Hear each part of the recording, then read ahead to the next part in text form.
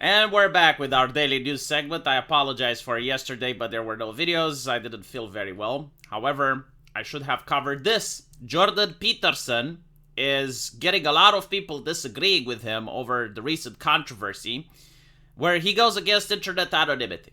And the reason for doing this is because he posted two videos, one of them being a message to Christians, another them being a message to Muslims, and people were asking him to finish the trilogy.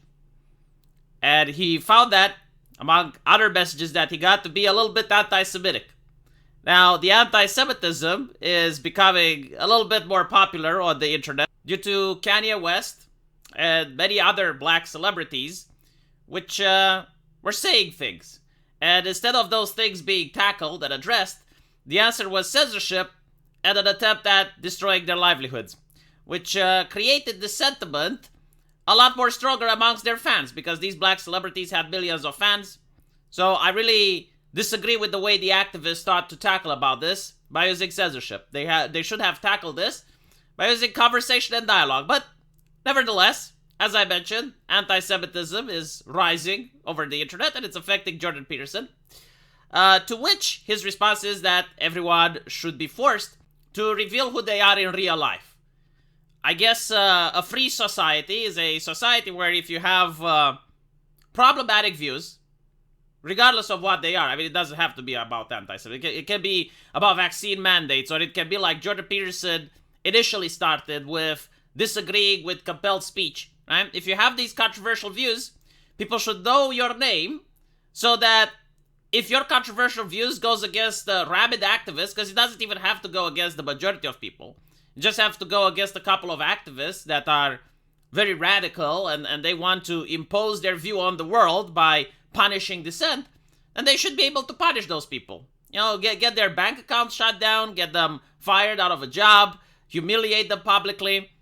I don't think this is the type of world that creates freedom, and I think the founding fathers of the United States have thought about this, because when you go to vote, you go in a voting booth. It's secret, right? Like, if the idea is that every opinion, everyone that has an opinion should do it publicly in their own name, why do so many nations around the world use secret ballots?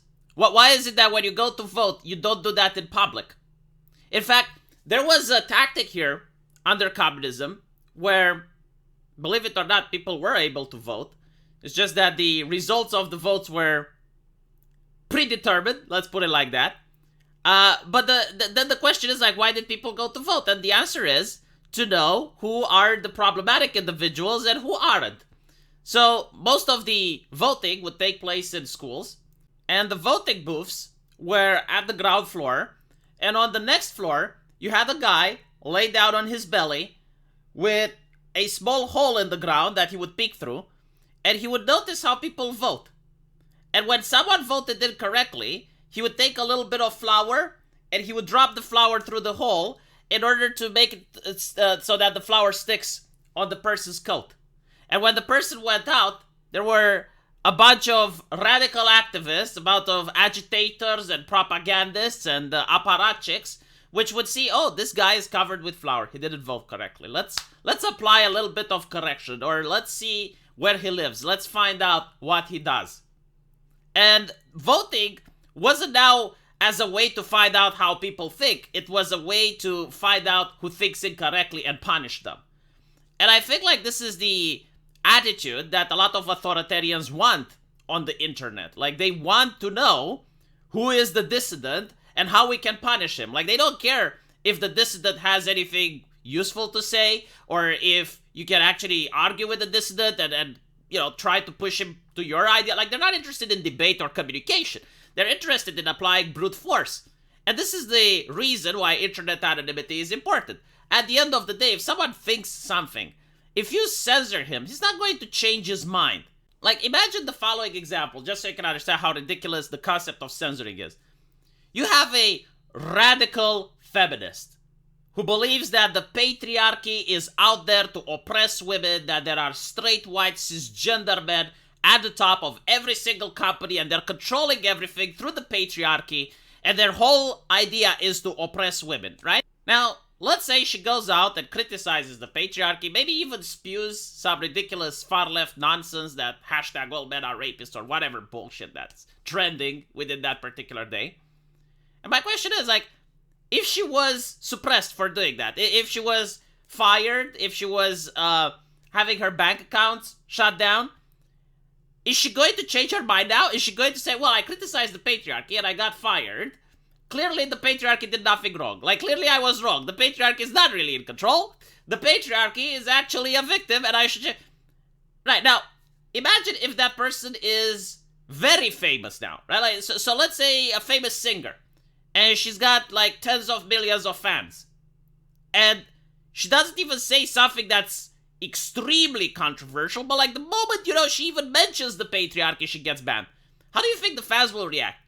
Like, do you honestly think that this is something that's going to change the culture for the better? Like, do you think this is going to improve the dialogue or make it worse? Because, again, you know, like, maybe she really is unhinged and maybe she really has some bad thoughts and ideas. But if ignored, at the best, no one would care. You know, she would tweet a little bit and then just calm the fuck down. But if you punish her for, like, the moment that she says something controversial, then all her fans are going to view that, oh, well, that's a little bit oppressive. And then her friends might start tweeting. And you just made the problem worse. Which, again, you know, for some activists, maybe this is what they want. Because if you're an activist, I mean, you know, if you're a doctor, you need sick patients. If you're a lawyer, you need cases. If you're an activist, well, you need things to activist for. You know, like, if you're an activist that supports the rights of left-handed people, the moment left-handed people aren't discriminated in society anymore, then you're out of a job. So, you know, maybe you need to create the work environment. But anyway, right, so that's my thought.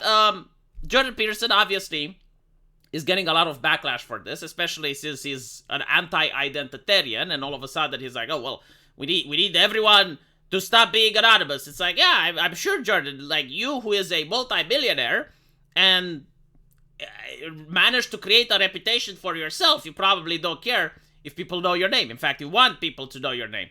But for someone else who, let's say, is concerned about what's happening to their school with their children, or, you know, like any controversial topic, well, they might not be able to talk and discuss that topic.